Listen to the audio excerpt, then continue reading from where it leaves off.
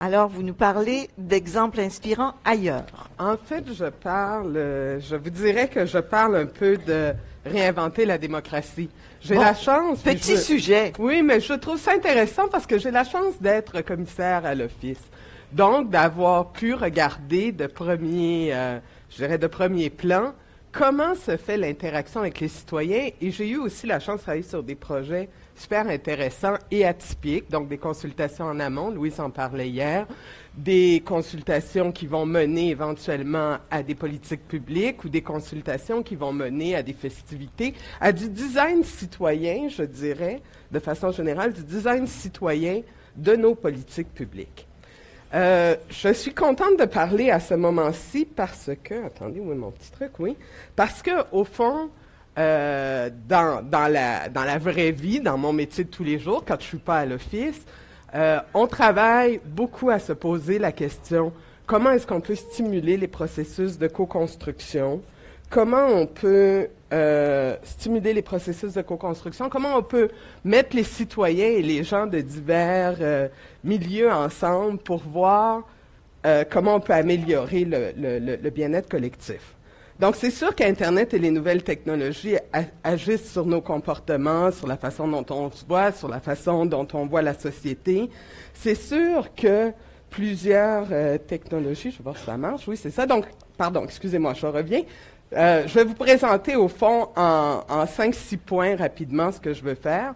Je voudrais qu'on regarde les constats à l'origine du mouvement, les ambitions à concrétiser, le modèle de l'OpenGov, qui est celui sur lequel on travaille dans Démocratie ouverte, les façons de faire à changer, peut-être les préceptes qu'on peut retenir des exemples internationaux inspirants, puis terminer sur quelques questions dont je n'ai évidemment pas la réponse. Alors, comme je vous disais, Internet et les nouvelles technologies nous forcent à regarder de nouveau, à poser un nouveau regard sur la façon dont on se comporte, dont on se perçoit, dont on perçoit la société.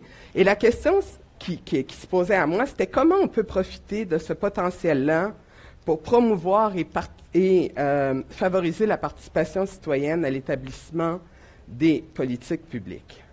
En fait, pour moi, il y a 4 grands constats qui sont à la base de cette demande de changement-là. Pourquoi doit-on utiliser des nouvelles technologies? C'est sûr, il y a l'évolution des technologies et depuis ce matin, j'en vois encore plus que celles que je connaissais déjà d'avance. Mais je pense que plus important que l'évolution des technologies, il y a l'évolution des cultures. À l'heure actuelle, on a une culture du partage. Ça se traduit comment? Ça se traduit par des Bixi, ça se traduit par des Car2Go, ça se traduit par des documents collaboratifs. On a une évolution du rapport du citoyen avec son environnement. On veut des environnements verts, on veut faire des choix qui vont dicter comment on regarde la vie. Et finalement, il y a une volonté d'améliorer l'efficacité et la responsabilité de l'action publique. Et là-dessus, je vous ai mis une petite diapositive qu'on a à Démocratie ouverte sur, au fond, comment est-ce qu'on conçoit la participation. Mais c'est évident, la participation, pour nous, c'est être capable, les gens veulent participer à l'action publique, on veut être acteur de notre destin. Pourquoi on veut être acteur de notre destin? Pour concrétiser trois vieilles ambitions, je dirais, ou 3 nouvelles ambitions, selon. Celle de la gouvernance participative, c'est-à-dire comment est-ce qu'on partage les processus décisionnels entre les gens. Celui de la ville intelligente, ça, c'en est un nouveau. Alors, c'est quoi une ville intelligente? On a eu des définitions ce matin. Et bien sûr, ce qu'on appelle la mutualisation du potentiel du 5e écran. Alors, si les 2 premiers sont assez familiers, le 3e, Louise Gay nous en a parlé tout à l'heure, c'est quoi? Qu'est-ce que c'est le 5e écran? C'est le fait qu'après les 4 premiers qu'on connaît bien, c'est-à-dire le grand écran, le film, le petit écran, la télé, l'écran personnel de notre ordinateur, maintenant l'écran de nos tablettes, de nos téléphones intelligents, voilà un 5e écran qui se lève pour nous, qui est complètement virtuel, puis c'est celui, je dirais, du dialogue invisible. C'est-à-dire que les façades des mobiliers urbains deviennent des écrans. Les poubelles communiquent avec le département d'hygiène. Le trafic routier, les transactions marchandes ou tout ce qui existe en termes de transactions relationnelles, c'est diffusé en permanence sur un paquet d'écrans dans la ville. On sait combien il y a de stationnements disponibles, on sait quelle route est faite. J'ai vu un exemple que j'ai bien aimé à Berlin, où les bornes de métro, à l'heure actuelle, commencent à participer au transport à l'augmentation de l'activité physique. Si on fait un nombre de squats adéquat, ben, elle nous laisse passer gratuitement. Non. Alors, c'est vous dire à quel point on est en train d'aller vers des capteurs, en fait, des efforts des usagers pour des capteurs et des émetteurs d'informations. Donc, c'est un échange instantané de données entre la ville 2.0 et ses citoyens et qui nous suggère des nouvelles façons de réguler la ville. Comment on peut amener ça jusqu'au bout? Pour moi, le bout de tout, quand je fais mes recherches et que je regarde des exemples internationaux, c'est Useong-do. C'est une petite ville qui est à 65 km de Séoul. Il n'existait rien, on est en train de la créer à partir de rien. On la veut verte, on la veut intelligente, on la veut connectée. Qu'est-ce que ça veut dire? Ça veut dire 40% couverts d'espaces verts, ça veut dire des taxis fluviaux, des pistes cyclables, des voitures, des recharges pour les véhicules électriques. Ça veut dire des systèmes de collecte de données en temps réel qui existent partout. La ville sait où vous êtes dans la ville, ce qui se passe autour de vous. Bref, elle est vraiment au centre de toute la collecte des données. On va même plus loin. On va se dire que pour arriver au maximum d'un verre, ben, on ne laissera même pas à Songdo se promener des camions de poubelle. Toutes les maisons sont dotées d'un espèce de grand aspirateur pneumatique, puis tu jettes tes poubelles là-dedans et ça s'en va directement. C'est une ville qui a été créée à partir de rien, mais qui nous pose des informations, des questions, parce qu'en même temps, à partir de chez toi, tu as des applications pour communiquer avec les profs de tes enfants. Tu peux consulter ton médecin. Tu peux avoir accès à tous tes formulaires informatiques. Tu peux voter. Tu peux donner ton opinion. Tu peux signaler des choses que tu vois. Et pire que ça, à l'intérieur même du domicile, on installe une série de capteurs qui nous permettent d'avoir toutes sortes d'informations, tant sur l'extérieur que sur l'intérieur. Soi-disant pour pouvoir régler des problèmes comme par exemple les personnes âgées qui vivent seules, ben comment est-ce qu'elles sont capables d'arriver si elles ont un accident, elles tombent, ben le capteur intérieur va le voir, il va appeler tout de suite l'ambulance va venir à l'intérieur d'une minute. C'est vraiment l'utopie pour moi qui est la plus grande dans ce sens qu'on est vraiment dans la ville où Big Brother est là. Ce qui est intéressant au niveau de Songdo, c'est qu'on dit que toutes les données qu'on ramasse sont envoyées à un ordinateur central qui s'appelle le U-Media Center. Et à partir du U-Media Center, cette collecte-là de données est censée être contrôlée par les citoyens. C'est eux qui doivent déterminer qu'est-ce qu'on va en faire par la suite. Sauf qu'il y a une petite phrase qui est bien amusante. Elle dit contrôlée par les citoyens via leur maire. Donc, il y a le pouvoir décisionnel final. Vous allez me dire, c'est utopique, ça se passe en Corée, c'est pas très, c'est pas un bel exemple pour nous. C'est peut-être ce que j'appelle l'utopie culturelle. Mais en fait, pas vraiment. En regardant dans un logiciel qui s'appelle StartKick, qui permet aux gens de financer des nouvelles initiatives, j'ai trouvé ceci fait par des Ontariens. Le petit ordinateur ubiquitaire qui s'appelle Ubi, donc qui est activé par la voix, qui n'a pas d'écran et ainsi de suite. Et si vous regardez, les gens avaient besoin de 36 000 $, je pense, de mémoire, oui, pour pouvoir mettre cet ordinateur-là en production. Ils en ont reçu 229 594. Et à chaque contribution de 100 $, vous recevrez, lorsque ce sera prêt, votre petit Ubi. Donc, c'est clair que c'est pas, on ne parle pas du tout là de quelque chose qui est utopique, c'est quelque chose qui arrive vers chez nous et qui va aussi avoir des influences sur ce qu'on fait. Alors là-dessus, je vous dirais que comme commissaire et comme personne qui réfléchit sur la participation citoyenne, je me rends compte que la technologie ne résout pas tout.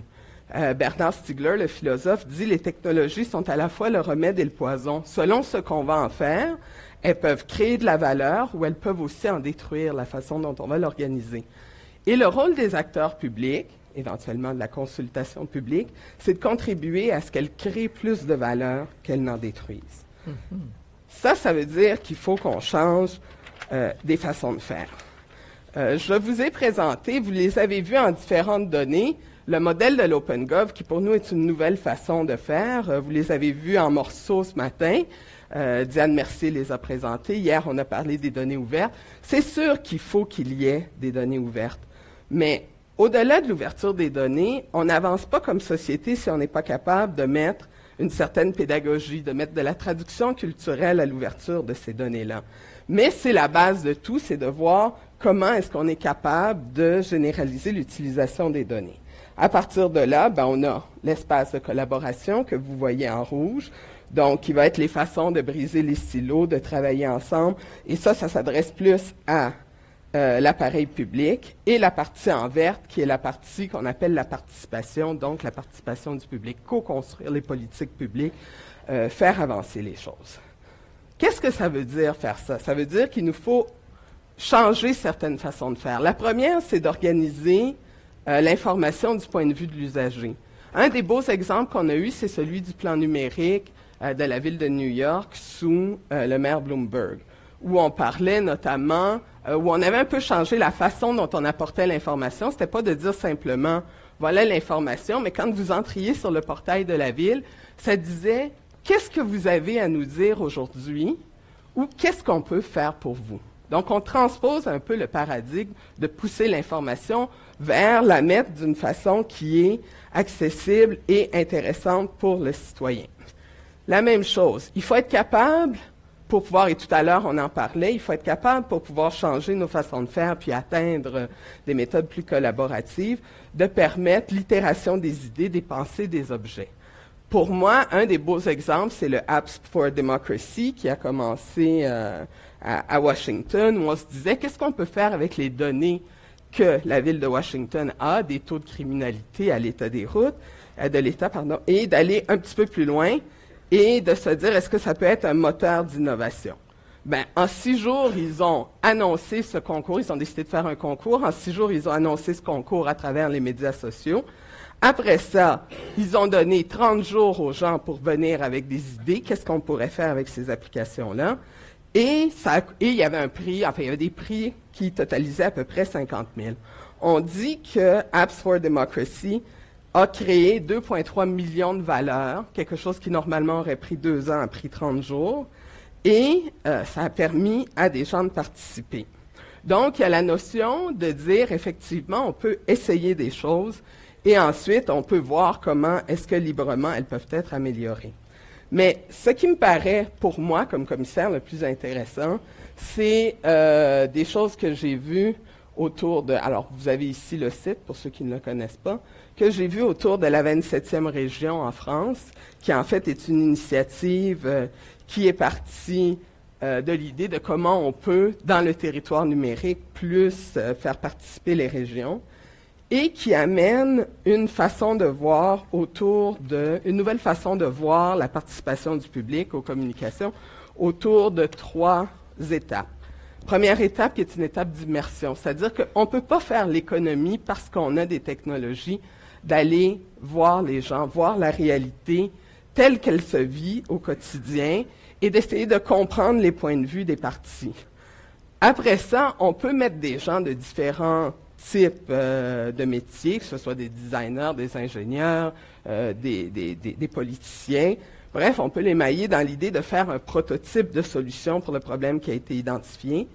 Et ensuite, en mettant autour de la table les futurs usagers, une fois qu'on a bien compris, les futurs usagers, les concepteurs et ce qu'on appelle les acteurs de la faisabilité, donc les gens qui ont les budgets, qui connaissent les contraintes et ainsi de suite, et en leur demandant de faire une réflexion ouverte, on arrive à les faire participer à des solutions concrètes pour des terrains. Elles passent parfois par la technologie, mais pas tout le temps. La bonne vieille boîte à idées, là, elle est bonne. Que tu la mettes en boîte à idées physique, que tu l'amènes avec un Q-code ou avec d'autres choses qui vont appeler à des réalités augmentées, ou que tu la mettes complètement virtuelle, ça demeure une boîte à idées. Donc, des fois, on essaye de réinventer des choses qui n'ont pas, qui au fond sont encore tout à fait valides. C'est ce dont on se rend compte. Rapidement, Parlement et citoyen, ça c'est une initiative de notre groupe Démocratie ouverte, on en a parlé ce matin, en fait qui aide les gens à pouvoir donner de l'interaction au fur et à mesure du cheminement des lois. J'en parlerai pas en détail là-dessus. Qu'est-ce que je retiens de tout ce panorama de ce qu'on regarde? D'abord, c'est que on a énormément d'innovation à Montréal. À peu près tout ce qui se fait à l'étranger, on le fait aussi également ici sous une forme ou sous une autre. Mais je vous dirais que pour moi, il y a 4 préceptes qui ressortent de tout le panorama d'expérience que j'ai regardé. Le premier, c'est qu'impliquer les citoyens dans l'élaboration des politiques publiques, c'est un bon investissement dans la conception et la mise en œuvre de politiques de meilleure qualité.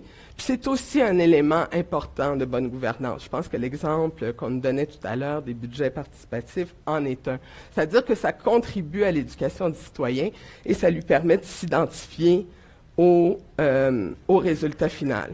Mais pour qu'il y ait participation efficace, il faut que l'accès à l'information soit là, au point de départ.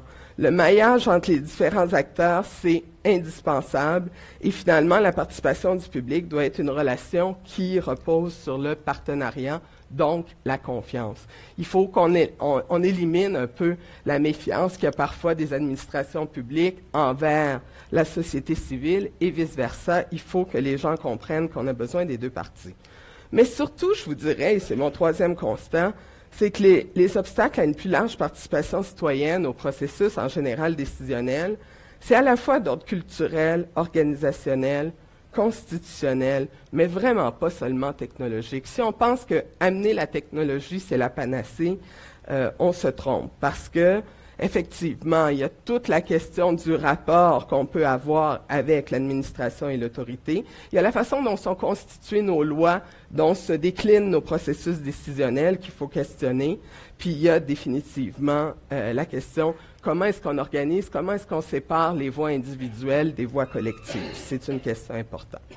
Alors, pour y arriver, il faut donc assurer l'intégration de méthodes en ligne et de méthodes traditionnelles. Si on veut vraiment augmenter la participation citoyenne, ben c'est par le maillage des deux et c'est ainsi qu'on y arrive.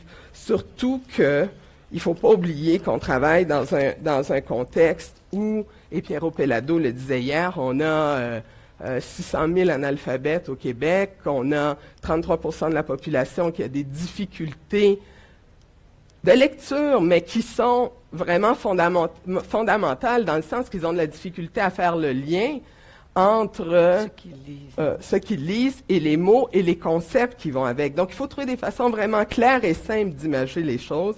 Et surtout, il faut se dire que qui on rejoint par l'Internet. J'ai regardé le dernier sondage, pas le dernier, celui de 2012, le sondage chez Frio NetGouv, qui disait on rejoint des gens, des universitaires, on rejoint des gens sans emploi, on rejoint des gens dont le revenu familial est supérieur à 60 000. Mais les politiques publiques, on les met en place pour qui? Entre autres, pour les personnes âgées, pour les personnes démunies, pour les personnes qui souffrent d'inégalités sociales, pour les retraités, pour ceux dont le revenu familial est inférieur à 20 000 $. Donc, il faut vraiment garder en tête ces publics-là lorsqu'on veut mettre en place des mécanismes de consultation et des façons de les rejoindre. Alors, voilà. Super. Merci beaucoup. Merci beaucoup. Monsieur Faribault.